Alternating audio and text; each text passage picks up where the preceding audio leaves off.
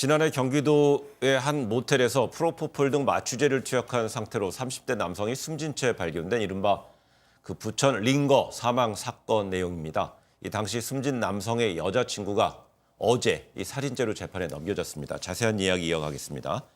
이 사건 지난해 10월에 벌어진 사건인데요. 그렇습니다. 지속적으로 관심을 계속 받고 있는 것 같아요. 예, 그렇습니다. 이게 과연 고의적으로 사망에 이르게 했느냐 하는 네. 부분인데요. 사고 사인가 이런 부분인데 사실은 말씀하신 지난해 10월 21일 날 부천에 있는 한 숙박업소에서 있었던 일입니다. 네.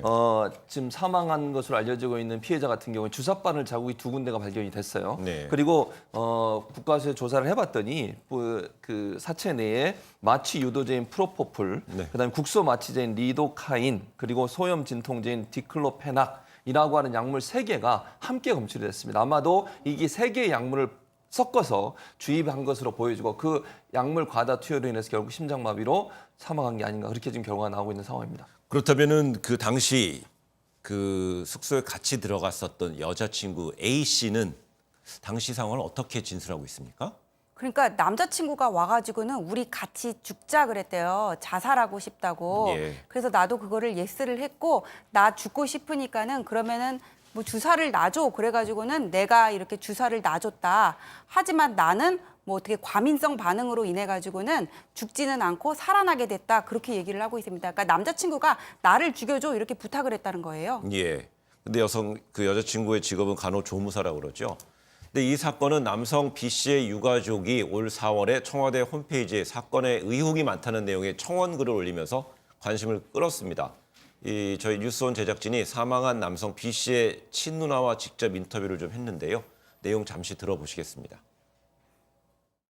지금은 뭐 동생이 같이 죽자고 이제 해서 그렇게 했다고 하는데 제가 볼 때는 동생은 절대 그런 이유가 없거든요.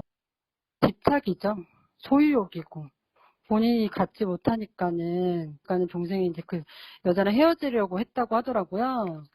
평소에도 또 영상통화하면서 동생 그런 일거수일투족 좀 감시하듯이 좀 영상통화를 많이 했어요.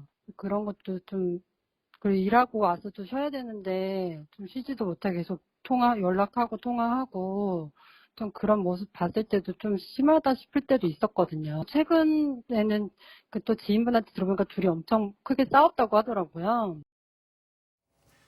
네, 그 숨진 B 씨의 누나의 그 이제 주장이죠. 또 일방성을 띌 수도 있는 부분이기 때문에요. 그런 부분 미리 말씀드리고요. 이 누나는 동생 죽음에 대한 전적인 책임을 여성 A 씨에게 이제 묻고 있는 상황인데요. 남성 B 씨의 유가족이 이 타살이라고 주장했던 것 중에 하나가 이 B 씨가 이 스스로 목숨을 끊을 만한 상황, 그러니까 남성이 목숨을 끊을 만한 상황이 아니었다는 주장인 거잖아요. 네, 그 유가족에 따르면은 남동생이 결코 이렇게 죽음을 결심할 예. 그런 이유가 없었다는 게 왜 사람이 죽음을 결심하게 되면은 생을 이렇게 정리를 하게 되는 거잖아요. 근데 이 남동생한테는 장래에 대한 계획을 세웠으면 세웠지 전혀 그런 게 없었어요. 예를 들면은 동생이 신용카드 돌려막기로 해서 빚이 있었던 거는 맞대요. 네. 하지만 회생 절차를 통해서 월급 300만 원, 400만 원 갚으면서 차곡차곡 그거를 갚아나가고 있었다는 거예요. 네. 내가 만약에 죽을 결심을 한다면은 뭐하러 그런 절차를 이행을 하겠습니까? 그리고 아버지의 사업을 물려받을 계획을 가지고 사망 3일 전에 자격증까지 취득했다는 거거든요. 네. 생을 마감할 사람이 자격증이 필요 있을까요? 네. 그게 아니라는 거죠. 그래서 유가족은 여기에 대해서 이게 자살 이상한데 의심을 표시하고 있는 겁니다. 또 사건에 석연치 않은 부분들을 또 제기하고 있죠. 그렇습니다. 같이 약물을 투여했다고 얘기했거든요. 네. 그러니까 지금 살아남은 여성분 같은 경우에는 두 사람이 같이 죽을 목적으로 두 사람이 같이 약을 투여했는데 남성만 지금 사망을 했어요. 네. 그리고 여성은 일어나서 본인이 아침에 직접 119에 7번 전화를 합니다. 그리고 나서 신고를 직접 하거든요. 네. 그러면 같이 약물을 투여했는데 어떻게 남자만 사망을 하고 여성은 다시 살아나서 저렇게 통화도 할 정도로 저렇게 멀쩡한 정신이 될 네. 수 있을까? 이 부분에 대해서 상당한 의심을 품고 있는 상황입니다, 지금.